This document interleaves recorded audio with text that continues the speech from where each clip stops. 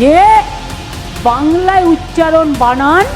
SIR ইস্যুতে এবার আদালতে যাওয়ার হুমকি মুখ্যমন্ত্রী মমতা বন্দ্যোপাধ্যায়ের। সোমবার গঙ্গাসাগর থেকে মুখ্যমন্ত্রী জানান, মঙ্গলবার কোর্ট খুললে সেখানে যাবেন তিনি। প্রয়োজনে তিনি নিজেও যে সওয়াল করবেন সে কথাও শোনা যায় মমতার মুখে। এদিন এসআইআর ইস্যু নিয়ে নির্বাচন কমিশনকে নিশানা করেন মমতা বন্দ্যোপাধ্যায়।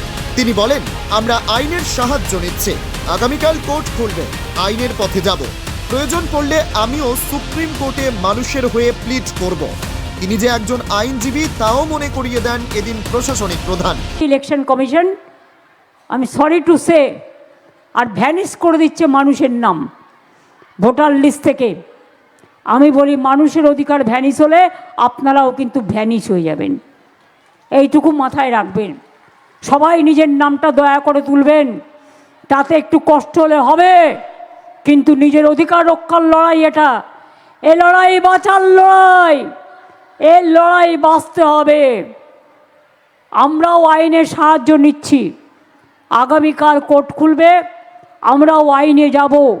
এত মানুষের মৃত্যু, এত মানুষকে যেভাবে হ্যারাস করেছে তার বিরুদ্ধে, এবং প্রয়োজন পড়লে আমি নিজেও পারমিশন চাইব, দরকার হলে আমিও সুপ্রিম কোর্টে গিয়ে মানুষের হয়ে আমি প্লিড করব, আমি মানুষের হয়ে কথা বলবো।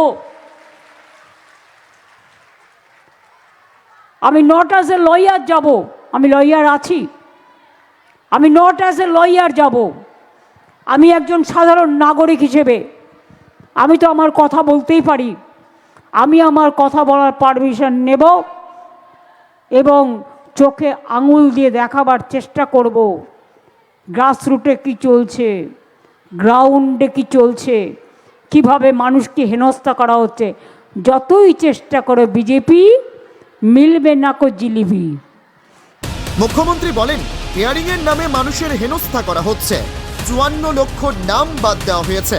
তাদের অধিকার ছিল 7 নম্বর 8 নম্বর ফর্ম ফিল আপ করার, কিন্তু আর্টিফিশিয়াল ইন্টেলিজেন্সকে ব্যবহার করে নাম বাদ দেওয়া হচ্ছে বলে অভিযোগ করেন মমতা বন্দ্যোপাধ্যায়। শুধু তাই নয়, হোয়াটসঅ্যাপে নির্বাচন কমিশন চলছে বলেও তোপ দাগেন। মুখ্যমন্ত্রী বলেন, হোয়াটসঅ্যাপে কমিশন চলছে, হোয়াটসঅ্যাপে কিনেছে কিনা কে জানে। মানুষের অধিকার কেড়ে নেওয়া হচ্ছে, আর তা যদি হয় তাহলে আপনারাও ভ্যানিশ হয়ে যাবেন। এ প্রসঙ্গে কথা বলতে গিয়ে আইনের দ্বারস্থ হচ্ছেন বলে জানান মমতা বন্দ্যোপাধ্যায়। আসো, একবার কুমিরের সাথে লড়াই করে দেখাও, বাঘের সাথে লড়াই করে দেখাও, সাপের সাথে লড়াই করে দেখাও, যখন ঘূর্ণিঝড় হয় জলের সাথে লড়াই করে দেখাও। এখানকার মানুষ তো লড়াই করে বেঁচে থাকে। লড়াই করাটাই আপনাদের স্বপ্ন, আপনাদের জীবন। লড়াই একদিকে যেমন সমস্যা সৃষ্টি করে, লড়াই আবার বেঁচে থাকার স্বপ্ন হয়। এই লড়াই আপনাদের জীবনে স্বপ্ন দেখাতে সাহায্য করবে। আপনারা খুব বড় হন, খুব ভালো হন। আর মা লক্ষ্মীরা জেনে রাখুন, লক্ষ্মীর ভাণ্ডার 60 বছর হয়ে গেলেও কারো কাটা যাবে না। যতদিন বাঁচবেন ততদিন পাবেন।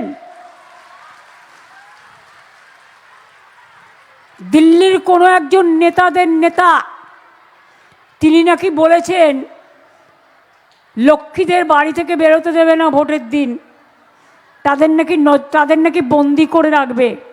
আমি বললি, লক্ষ্মীদের তো চেনো না, এরা যেমন পাঁচালিও পড়ে, এরা আবার রান্নাও করে, এরা আবার শিল্পও গড়ে, ছেলেদের সাথে কাঁধে কাঁধ মিলিয়ে এরা সৃষ্টিও করে। আরে মহিলারা তো কারো মা, কারো বোন। পাশাপাশি এসআইআর এর শুনানির নামে বয়স্ক অন্তঃসত্ত্বাদের যে সমস্যার মুখে পড়তে হচ্ছে তা নিয়েও এদিন সরব হন তিনি। সব মিলিয়ে গঙ্গাসাগরের সভা থেকে বিজেপিকে তীব্র আক্রমণ শানান মুখ্যমন্ত্রী। ব্যুরো রিপোর্ট, খবর বাংলা।